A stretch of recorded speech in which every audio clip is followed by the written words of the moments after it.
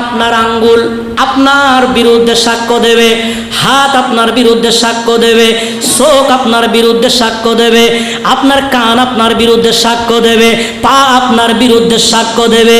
দুনিয়ার জমিনে যেই গাল দিয়ে সাফা মারছেন ওই সাফা কানা আমার আল্লাহ বন্ধ করে দেবেন। কথা বলেন ঠিক কিনা?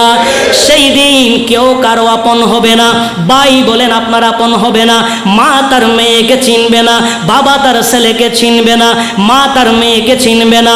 মা বলবে বিবাহ করি নাই, মেয়ে আসবে কোত্থেকে? মেয়ে বলবে আমার কোনো মা নাই। বাবা বলবে বিবাহ করি নাই, ছেলে আসবে কোত্থেকে?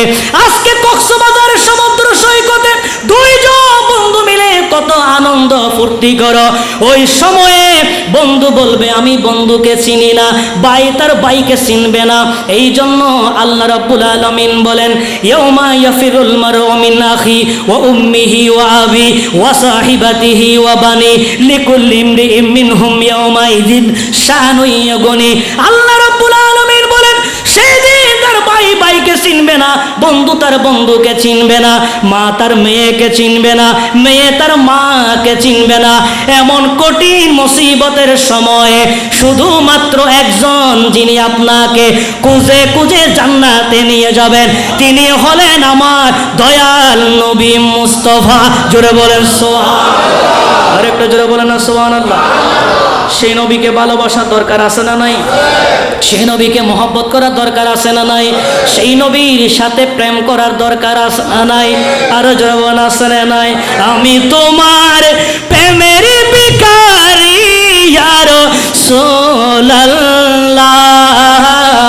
আমি তোমার প্রেমের ভিখারি ইয়া রাসূলুল্লাহ ইয়া হাবিব, আমি তোমার প্রেমের ভিখারি।